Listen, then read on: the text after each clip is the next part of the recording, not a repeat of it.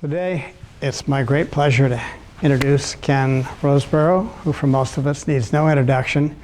The premier publication in the world on GMO and non-GMO and organic, we'll call it that, but really a huge contributor to our community and a huge contributor to a very, very important movement. So Ken, thank you. Thanks, Bob. Thank you. I think I know many of you.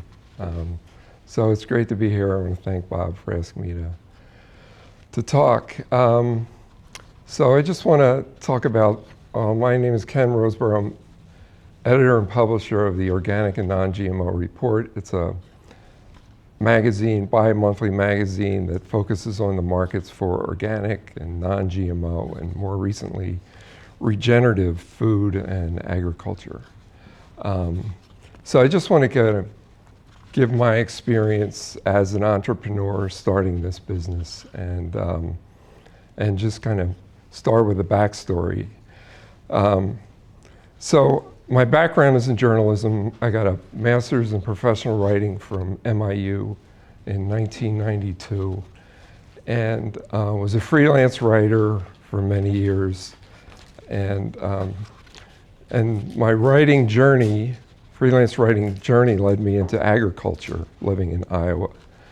And I was writing for a grain magazine called Grain Journal, writing about the most boring subjects you can imagine, like grain bins and heaters and all these things.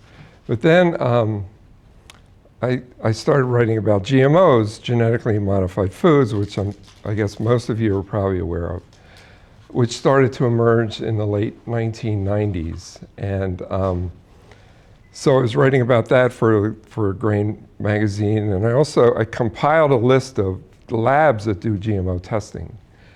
And there is still a lab here, Genetic ID, well it's now called Food Chain ID, that was the first lab to do GMO testing.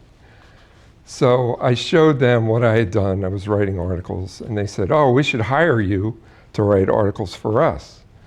So that's what I did. I wrote articles about GMOs, Genetic ID's testing and non-GMO certification program. That was in 2000. So I enjoyed my work there. I was very passionate about this topic, about GMOs and the threats that they pose to our food system. And they still pose threats to our food system. So I was there for about 6 months, and then at one point I was on a contract, I wasn't an employee. My contract was cut back significantly. I mean, it was almost to nothing. I was essentially laid off. So I was like, okay, now what am I going to do? So I was upset about it because I was really passionate. I enjoyed working there. So anyway, I kept writing articles about GMOs for some food and ag publications because it was a hot topic back in 2000. And then one day I was at the swimming pool here, and I was talking to a woman I knew and about what I was doing. She said, "You should start your own publication." And I was like, yeah. So like a light bulb went off. And so I started researching subscription newsletters, like putting together a subscription newsletter. I joined the Newsletter Publishers Association. And I started researching the possibility of doing a subscription newsletter for the non-GMO market. So because of concerns about GMOs, this non-GMO market was emerging, particularly strong in Europe and Japan. And so I thought, yeah, I could do a newsletter about non-GMO. So I contacted people I knew in the industry, some grain suppliers in the US that I knew that I had been in touch with writing articles before. And I said, well, what do you think about a newsletter about non-GMO? And most of them were like, yeah, that could be a good idea. So over a period of 6 months researching, the market and the possibility of putting together a newsletter, I decided just to do it. So I put together this 8-page newsletter and actually made it a direct mail piece. And I worked with a graphic designer, and I had worked with graphic designers before, so that experience helped me to put this newsletter together. And I had written direct mail pieces in the past, so that experience also helped me put this together. So I wrote some articles, and then this was the first issue. It's a little old now because it's from 2001, but it's the front was a direct mail piece, and then the inside had articles about GMOs, non-GMO.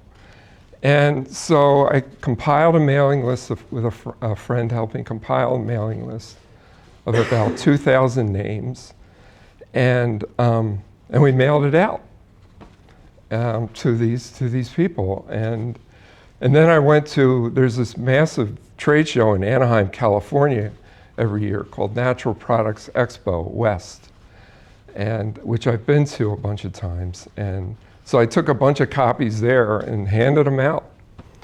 And while I was there, I checked my my messages on my answering machine.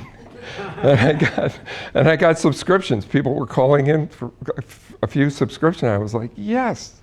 So we got enough subscriptions to print the second issue. And I had, back then, the model was a paid subscription newsletter, no advertising. But when I was at the trade show, I visited a competitor, the biggest competitor to Genetic ID, which is a company called GeneScan. And the rep there looked at it and said, "We want to advertise in this." So I was like, okay. He said, "What are your ad rates?" I said, "Well, let me get back to you about that." So I had to create like a media kit with ad rates and sizes. We had to create sizes. I went to the graphic designer and said, "What kind of ad sizes should we have?" So, so I did that, and this company, GeneScan, still advertises to this day. They've been advertising for going on 24 years. So, so we got some ads, and I soon learned that advertising was what was going to support the publication, that subscriptions alone were not going to do it. So that was fortuitous that, that people requested advertising. So this was our first issue. And so I distributed it, and then, so our timing on it was also good because, like I said, this non-GMO market was just starting to emerge. So, and GMOs were a hot topic back there. So the newsletter initially was 8 pages long. A lot of subscription newsletters back then were like 8 pages. It was a very specialized kind of knowledge that people paid more for.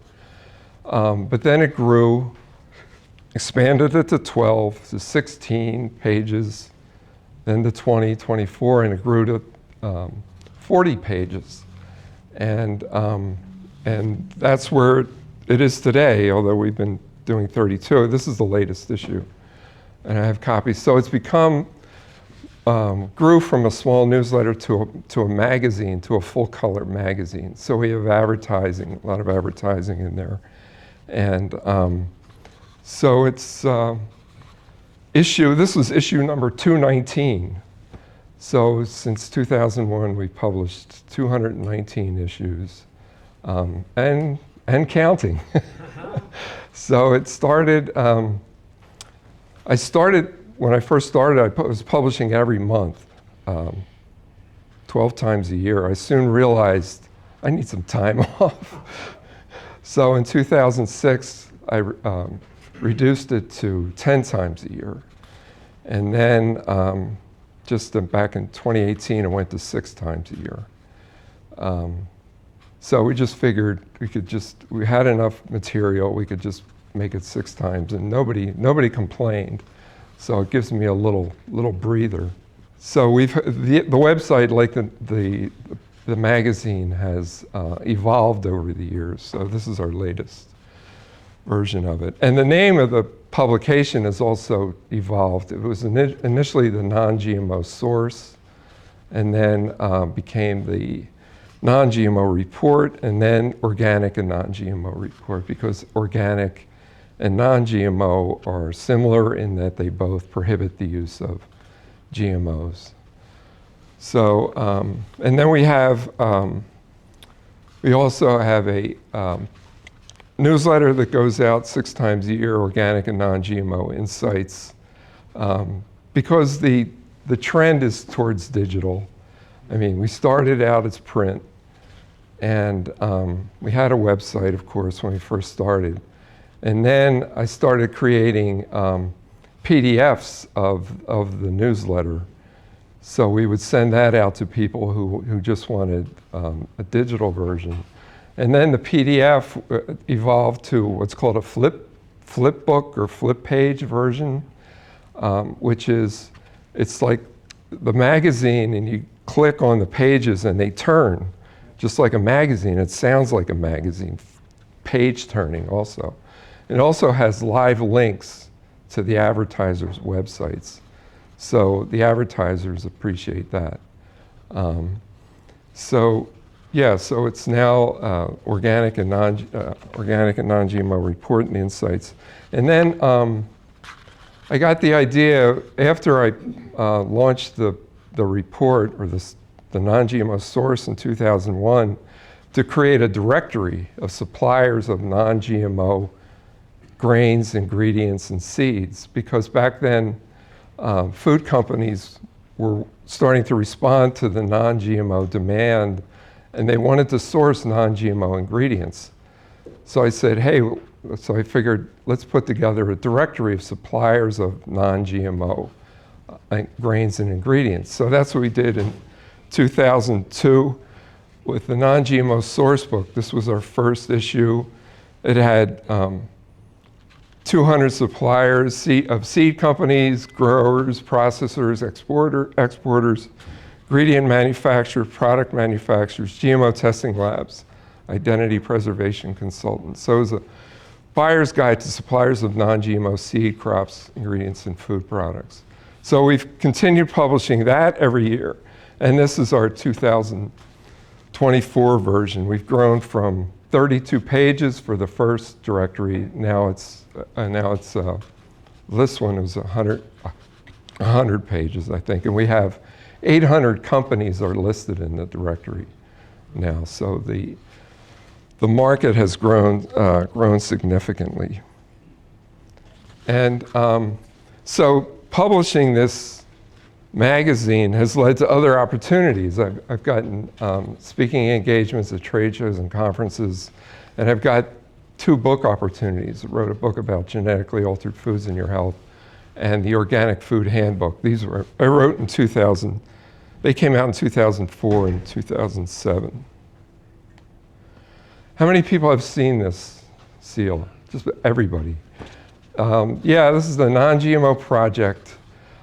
This was an initiative to verify that foods are non-GMO. And you'll see it, you've all seen it on lots of food products, including conventional food products like Triscuits. It's on Triscuits, Dannon yogurt, and other products. So it's interesting how this emerged, this non-GMO project emerged. Back in 2004, a stock boy at the Berkeley Natural Food Store, had this idea to write letters to food companies asking them to verify that their foods were non-GMO. So he started this letter writing campaign, and it kind of grew. And I found out about it, so I wrote an article in our Non-GMO Source back then in 2004. So Sandy Kepler, who worked at Genetic ID, saw that article about the Non-GMO Project, So she called this guy, his name was Corey at the Berkeley Natural Grocery, said, hey, I saw your non-GMO project. We can do the verification for that. So that was how the non-GMO project started.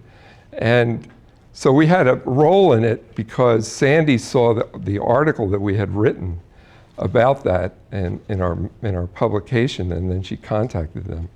And also, Megan Westgate, who's the executive director of the non-GMO project, at the time, in 2004, she was working at the Food Conspiracy Co-op in Tucson, Arizona.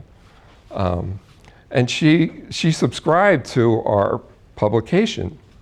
And she read about the non-GMO project. And so she moved to Berkeley and became the executive director of the non-GMO project, which she is to this day. So, and the non-GMO project has grown. They now verify 64,000 food products. And there's like 3,000 brands. And so this is some of the products that are non-GMO. Grape nut cereal, non-GMO project verified. I still don't know what grape nuts are, but.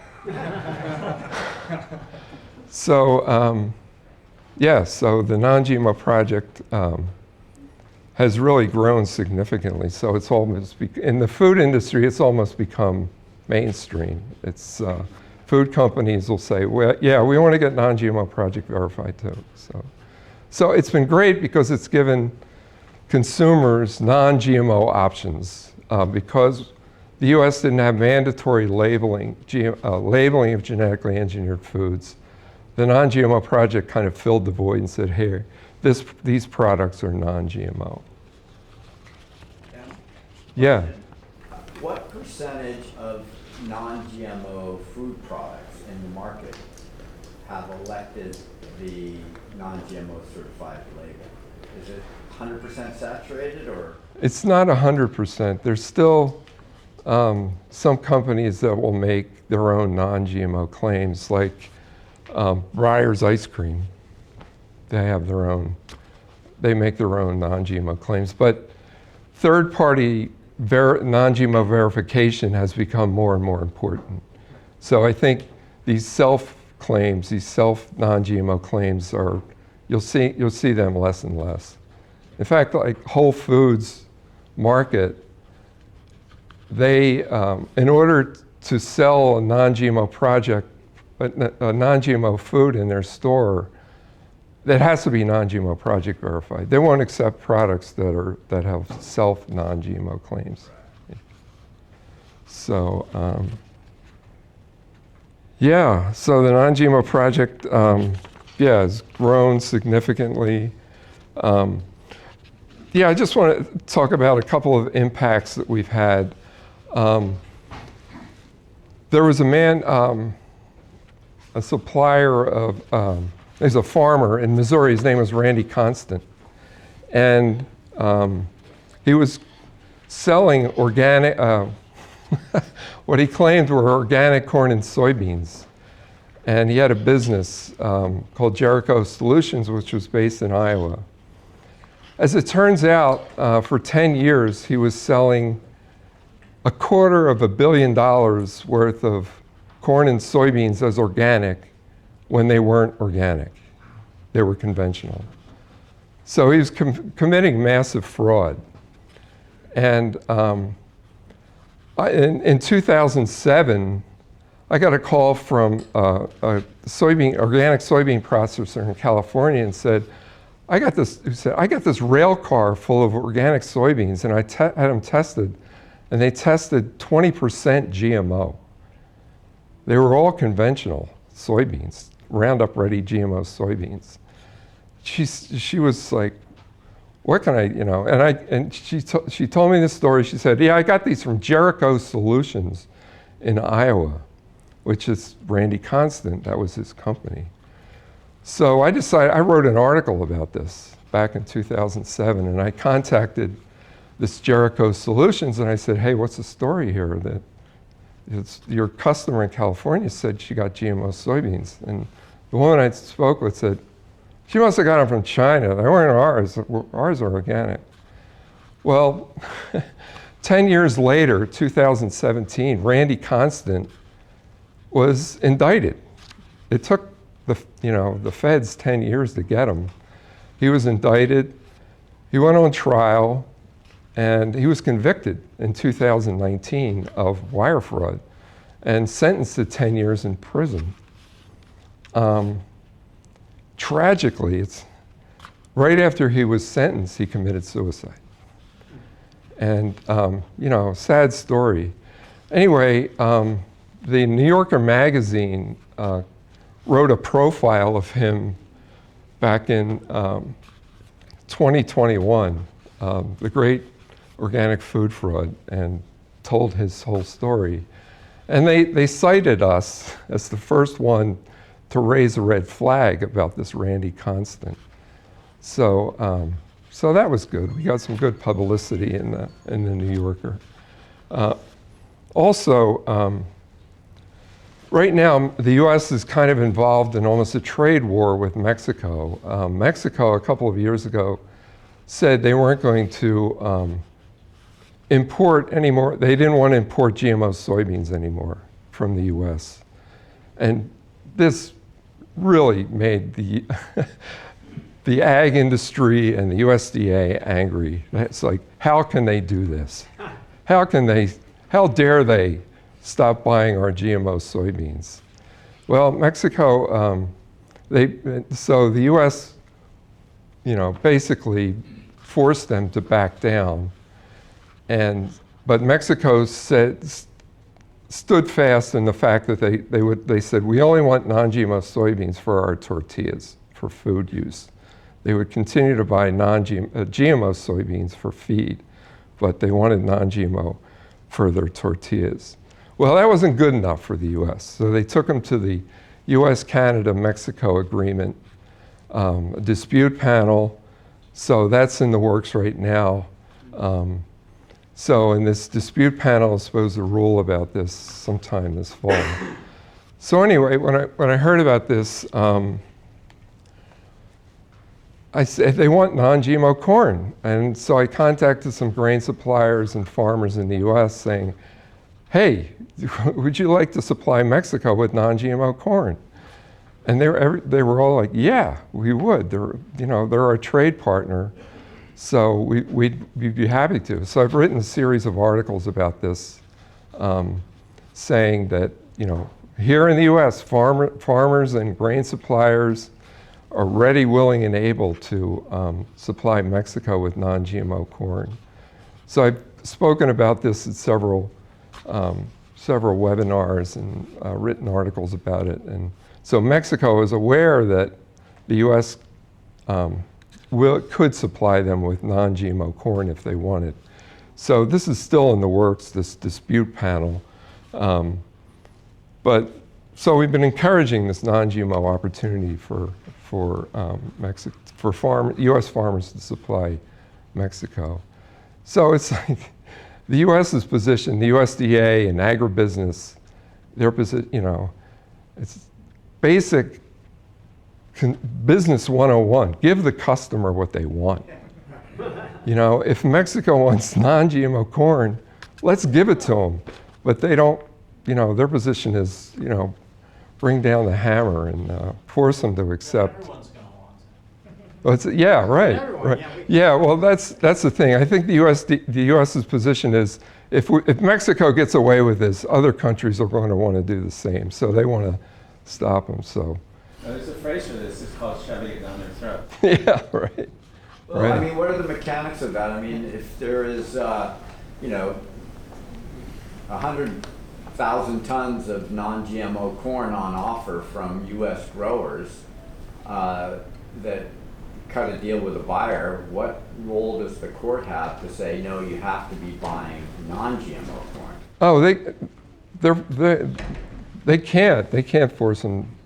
I mean, if Mexico wants to buy non-GMO corn from farmers and grain suppliers in the U.S., they'll do it.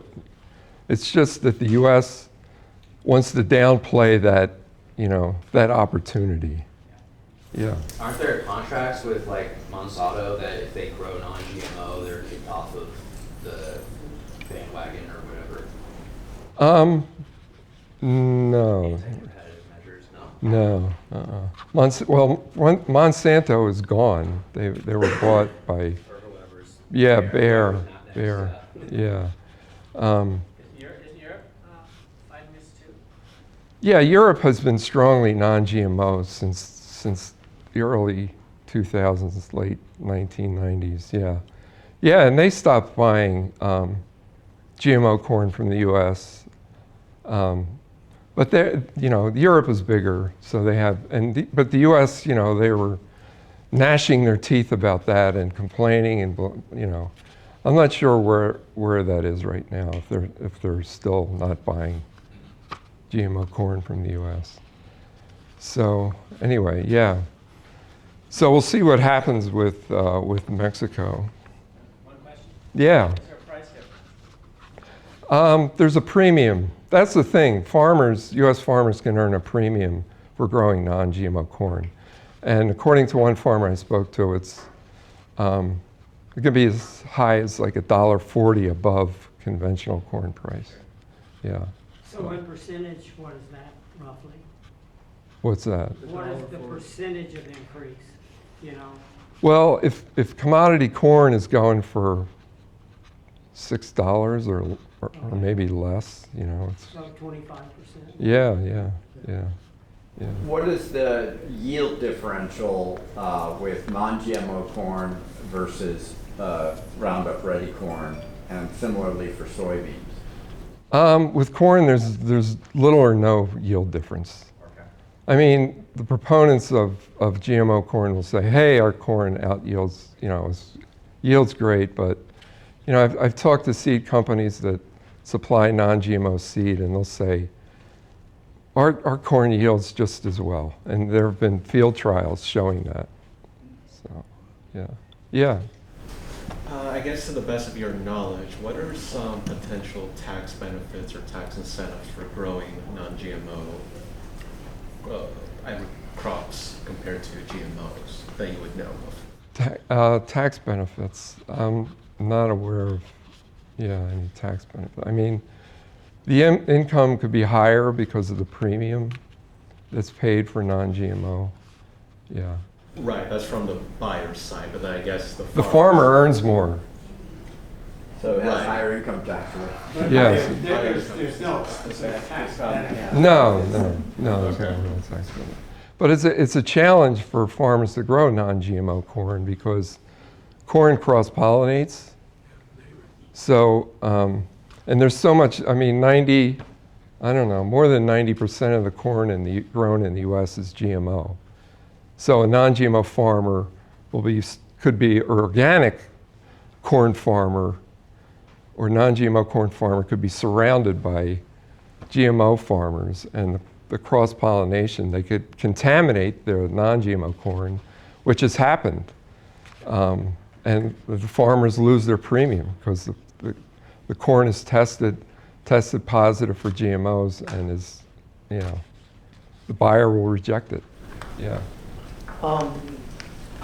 So if a grain is organically certified, Yeah. it should not have GMOs, right? Right. So if you get an organic certification, you can say it's basically non-GMO, but you can't be non-GMO verified until you actually go through that process. Right. Is the organic certification a better, I hate to say marketing, but a better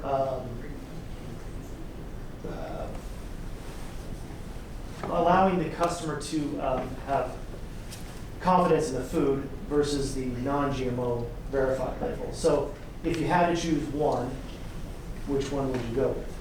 Probably organic.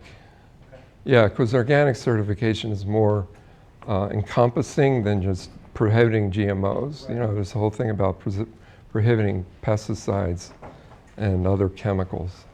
And then, as far as other labeling that's coming out these days, like regenerative ag? Yeah, I'm going to get to that. Okay.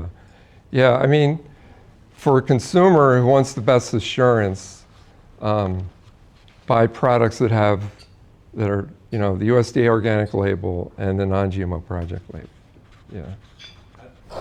Yeah. How do they test for it? Test for GMOs. Yeah. There's different methods. Genetic or food chain ID uses a PCR method that actually detects the genetically engineered DNA in the sample. And there's other tests that test for the protein that's expressed by the GMO DNA. But for the GMO project, like the group that you said they can test it all, do they just send them like samples of the product and then they'll just run an analysis of it? Well, the project works with labs, like food chain. There's a bunch of labs that are kind of approved by the non-GMO project to do the testing. And they'll do this. It's called PCR testing, DNA testing. Yeah, John. I read an article many years ago, but it said that corn pollen was so light that it would end up in the troposphere and that it was impossible to really, make sure that your corn wasn't polluted. Now, I don't know if that was a scare article or a real article, but I'm curious if you know anything about how far that pollen can move. Yeah, it can move pretty far. There have been studies that have shown how far it moves. I can't think of them right now, how far exactly, but yeah, it can move far. And I mean, GMOs are so, particularly with corn, they're so prevalent, and that seed companies like organic seed companies or non-GMO seed companies can only guarantee seed at a certain level of GMOs. It'll be like 0.25% or something like that. They can't guarantee it's going to be completely zero. So a non-GMO certified corn has some tolerance level, saying it's going to be, we certify it that it's going to be no more than 2% or whatever the number is. Yeah, I think it might be 2.5%. 0.25. Yeah. 0.25%, yeah. Hey, Paul. So I think there's a lot of evidence that a lot of us have been exposed to heavy metals, a lot of us have been exposed to pesticides. Are there any tests that can check whether you've had any residue effects of GMO? Can you use one? Not GMO, but there's tests that can detect like glyphosate, Roundup residues. Yeah, in fact, Health Research Institute here in Fairfield, John Fagan's lab on campus, he has a test that anybody can use. It's a urine test to detect how much, if there's glyphosate in your system. So if we find that bugs die after biting us, for example. No, you go pee on your garden when you have bug problems. They kill the garden. Oh my goodness. Yeah, that would alert you that might have a problem. Yeah. So, continuing. So I want to talk about some trends in organic, non-GMO, and regenerative. So there's new GMOs now called produced using precision fermentation or synthetic biology. There's a product called Bored Cow, which is a dairy alternative. It's made using genetically engineered yeast. And it's made using this process, precision ferment. They call it precision fermentation, which sounds like a creation of some PR firm. It uses a GMO yeast. Well, John Fagan's lab here in Fairfield tested this product, and they found 92 unknown compounds in it, plus a fungicide, residues of a fungicide. I interviewed John about it. He said this stuff has never been in our food supply before. He called it, he said, I couldn't identify what these molecules were. And he called it nutritional dark matter. And so is it safe? I don't know. I wouldn't drink it. But I saw it. I went to a Sprouts Farmers Market. It's a big chain, natural food stores, and they're selling this stuff. And it's interesting because this Natural Products Expo West trade show that I go to every year, this company has been at this show. They've exhibited at this show. And I stopped by their booth and like, this is not a natural food. What are you doing here? So anyway, yeah, these companies in Silicon Valley, these precision fermentation, synthetic biology companies are creating foods using this precision fermentation with GMOs. And I don't know, to me, it makes me sound like, feel like it's Silicon Valley arrogance about what's best for the food supply. They say it's sustainable, we don't need cows anymore, it's going to help mitigate climate change. And so anyway.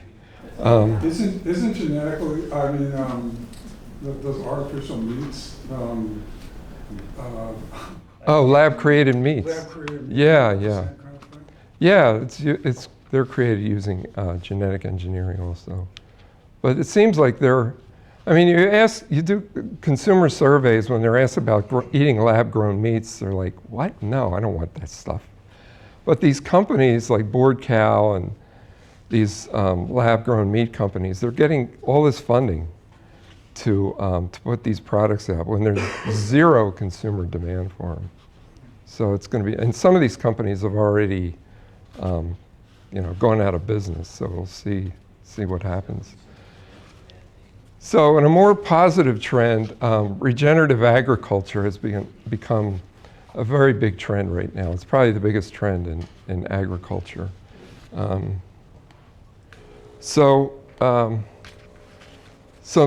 things about it, the focus is on soil health, building soil health, building the microbiology of the soil. There's a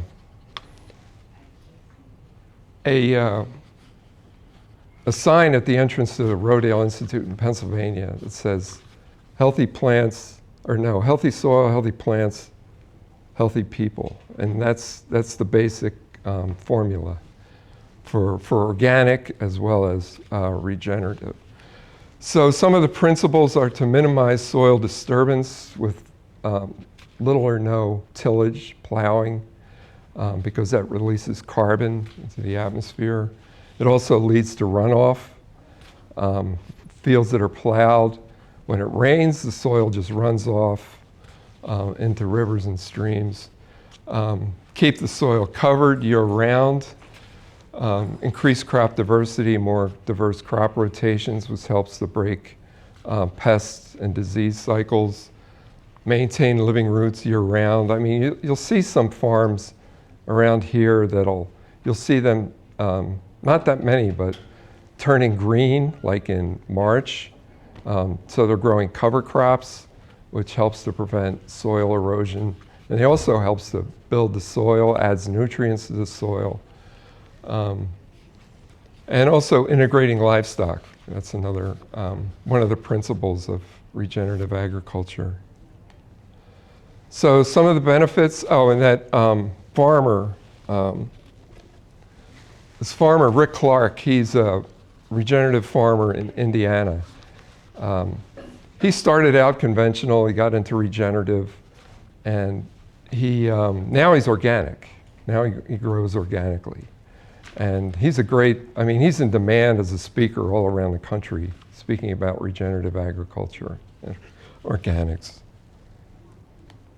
So some of the benefits of regenerative agriculture: healthier soil, helps the soil, the focus on soil health helps to sequester carbon to mitigate climate change, reduces ag chemicals. There's less of a need for chemical pesticides and fertilizers. Rick Clark, who you saw in the last slide, as he became more regenerative, he was able to keep reducing his use of chemical fertilizers and pesticides to the point where he didn't need them anymore. And he just thought, I might as well just go organic. So this is happening to some farmers. Helps improve water quality, which is a big issue in Iowa. If there's less runoff from the fields, and of course here the fertilizers are getting into the water and causing all kinds of water quality problems. So we had more farmers adopting regenerative methods in Iowa would be a big help. Also creates more nutrient-dense foods, healthier, it makes sense. Healthier soil, better soil is going to create healthier foods. Now there's regenerative agriculture certifications coming up. Regenerative organic certified is probably the most prominent label we'll see right now. There's other ones, Regenified, certified regenerative by AGW, soil, climate health initiative verified. So as in the early days of organic certification, there were a bunch of certifiers. Now there's regenerative certifications as well. Do you see one winning out over the others? Well, regenerative organics certified is probably the most prevalent right now in the marketplace, I would say. Is it Yeah. like the most stringent? Yeah, because it's organic. They require organic, and they have certain standards above organic. Requirement for continuous improvement, which the existing organic certification doesn't have. Yeah. So I have a question regarding that. Yeah. So the other ones allow pesticides and herbicides, and are those regenerative? Yeah, well, some of them don't allow the use of certain of pesticides, yeah. And certified regenerative by AGW prohibits the use of GMOs, too. So with these other certifications like Soil, Climate Health Initiative, and Regenified, they want farmers to show continuous improvement. And part of that is reducing or eliminating ag chemicals. Less bad rather than, yeah. Yeah. So the thinking behind some of these non-organic regenerative certified certifications is to get more farmers to do it, and not, so they don't have to go organic, but they can be regenerative if they, gradually, hopefully eliminate the use of chemical pesticides, fertilizers. Question? Yeah. So any farms that participate in that fully, they'll still be eligible for agriculture subsidies and crop. Yeah. Right? Yes. Yeah. So these are some of the regenerative certified products that are on the market. This basmati rice from Lotus Foods is regenerative organic certified. Burroughs almond butter is regenerative organic certified. So is the oatmeal from Nature's Path. These other ones, this has got the Soil and Climate Health Initiative verification, and so is the pacha bread. But some companies are getting both, two different certifications, including regenerative organic certification and Regenified, which is interesting. And MIU as a regenerative organic farm. This may be the only, MIU may have the only regenerative organic education program in the country. I'm not aware of any other ones. There are other universities that have regenerative ag programs, but I'm not aware of any that have a regenerative organic certification. So MIU is kind of leading the way with that. So as a... Barbara, wait a second. Barbara has her hand up. Go, Barbara, go. Yeah, Barbara. I don't know if you can hear me. Yeah. We can hear you. Maybe Bob can translate. Yeah, we can hear you. So I'm curious, I really have to applaud you for doing this for so many years and what it's created in our country around this topic. So to that point, have you explored going after not just GMOs, but after glyphosate in food? Because there's only one company I know of so far, particularly in grains, that are testing for that, and they have it on their label. and that's Jovial Foods.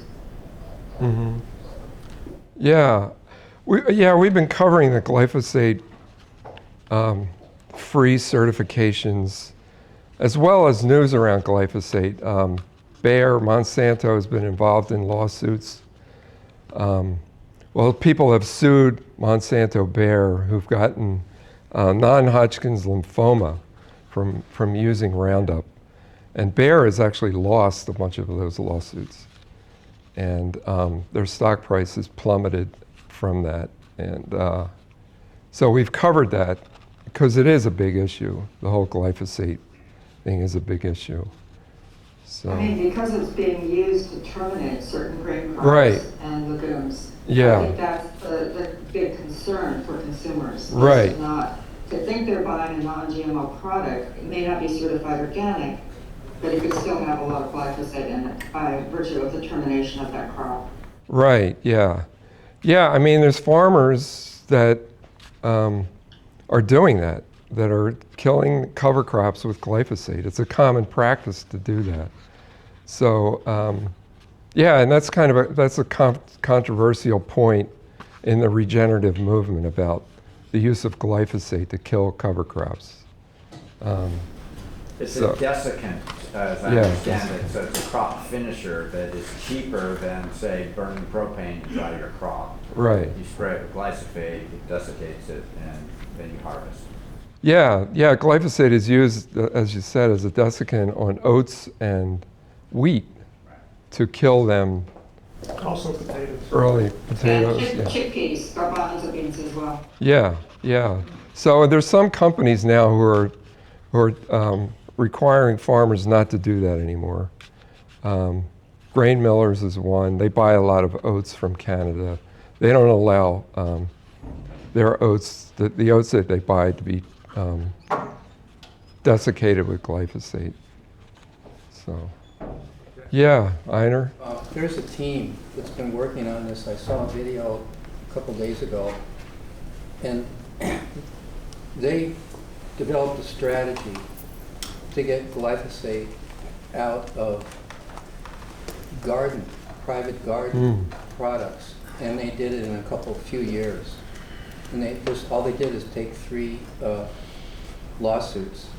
They won, millions and billions, at least millions and millions of dollars each time. And on the 3rd lawsuit, he said, all you have to do is just keep suing, and eventually, if you keep winning these big cases. Yeah. So they got Bayer to the table, and Bayer settled. They said, okay, we'll take it out of all garden. He said, we can do this with anything. That's great. And I won't mention the political person that said this, but he said, if we get in, this is exactly what we're going to do. Great. Yeah, Gregory. Rumor had it that paraquat was going to be replacing glyphosate as a desiccant. Could you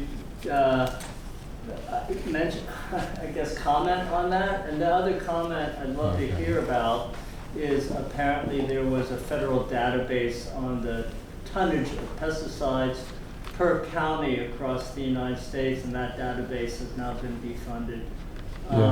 Do you know anything about those 2 stories? With paraquat, I know there's legal action against the use of that because it's connected with Parkinson's disease. And I think the state of California is now, I believe I just read where the governor signed a bill to ban the use of paraquat in California. Paraquat is banned in a lot of countries, including China. It's an herbicide, and it's much worse than glyphosate. So the legal action, there's legal action. There's a class action lawsuit against Syngenta and Chevron, the makers of paraquat. So, yeah. So And the USDA database? I haven't. No, I'm not aware of that. Okay. Yeah. So just some things I've learned as an entrepreneur in Fairfield. Follow your passion. I had this passion about genetically modified foods, and that led me to create non-GMO publication. Research the market, just see what's happening in the market, and find a niche. That's what I did with non-GMO, and non-GMO is a niche. It's still a niche. We're still the only publication that focuses on non-GMO, so having a niche is really important. Find a growing market. That's what non-GMO has been. So I was fortunate to get in when it was just emerging as a market, and then just kind of grew and helped to grow it. Get advice from industry experts. That's what I did. When I first started the publication, I contacted people in the industry to see what they thought about having a publication like this. Network, go to trade shows and conferences. I've been to, I don't know, countless trade shows and conferences, and networking with people and just talking to people, and that's helped our business. You got to be a jack of all trades when you're an entrepreneur. When I first started, I was sending out invoices. I was doing bookkeeping and, putting labels on the magazines to send them out. So you have to do, when you first start out, you got to do all that kind of stuff. Print versus digital, I mentioned publishing as a whole is going more and more towards digital, and that's where we're going. Printing costs are just like through the roof, so we're being forced to go more digital. It's show up each day. Somebody said Woody Allen or somebody said 80% of success is just showing up each day. So that's what I've been doing for the past 24 years. It's just going to work and just being there. And another thing I wanted to put in here is look for the unexpected blessings. When I got laid off from Genetic ID, I thought it was terrible, but it turned out to be a blessing in disguise, because it led to me starting this publication. So, yeah, that's it. Gratitude. I've fortunately been able to do this for so long, to have a business based on my passion and to meet lots of great people. There's so many great people in the organic, non-GMO regenerative movement, and to meet and getting to know all these people has just been one of the best things about being in this business. These are two longtime organic farmers. Bob Quinn is on the left. He's a longtime organic farmer in Montana. And David Vetter on the right. He's in Nebraska. He's been an organic farmer forever, 50 years or something. These are two great men. So that's been, so I'm just grateful for the opportunities I've had with this business. So that's all I got.